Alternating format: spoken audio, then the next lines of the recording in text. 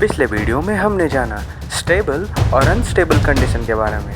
मतलब जिन हवाओं में नमी होती है उन्हें अनस्टेबल कंडीशन बोलते हैं और जिन हवाओं में नमी नहीं होती है उन्हें स्टेबल कंडीशन बोलते हैं। अब आगे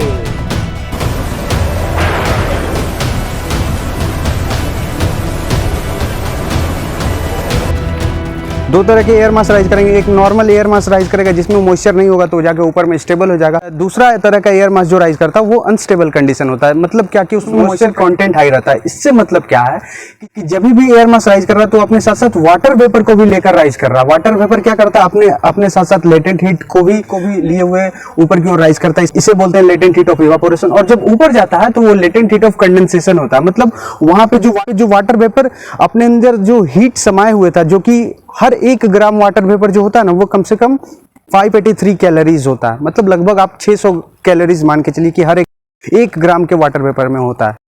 तो आप समझ सकते हैं कि इतना बड़ा एक क्लोज सिस्टम है, इतना ज्यादा बादल है, तो इसमें कितना several amount of water vapour होगा वहां पर। तो उसमें सोचिए कितना हीट होगा। तो वो जाते जाते स्टेबल नहीं करेगा। वहां पे तो जो वाटर वेपर था वाटर ड्रॉपलेट बन गया, और वाटर ड्रॉपलेट बना तो जो इसमें लेटेंट हीट हिडन था वो रिलीज कर दिया। लेटेंट हीट ऑफ कंडेंसेशन इसी को बोलते हैं। और जैसे रिलीज करेगा एक गुब्बारे की तरह और ऊपर जाएगा, और ऊपर जाने के बाद हायर भी गो, कूलर भी फील, और उसके बाद वहां जाकर रिलेटिव ह्यूमिडिटी हाई होगा।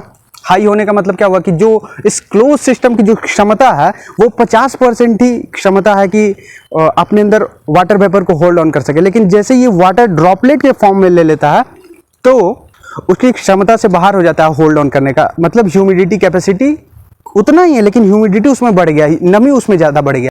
तो ये रिलेटिव ह्यूमिडिटी इससे हाई होता है। और जैसे ही रिलेटिव ह्यूमिडिटी हाई हुआ मतलब 100% पार हुआ, जिसको बोलते हैं सुपर सैचुरेशन, तो ये कंडीशन होता है भैया, बारिश होता है जोरदार नहीं, लेकिन यहाँ का तो मौसम आप जानते हैं। और क्योंकि ये ओरोग्राफिक रेनफॉल के बारे में, मतलब ओरो मतलब माउंटेन और ग्राफिक मतलब कॉज्ड रेनफॉल, मतलब the rainfall which is caused by mountains.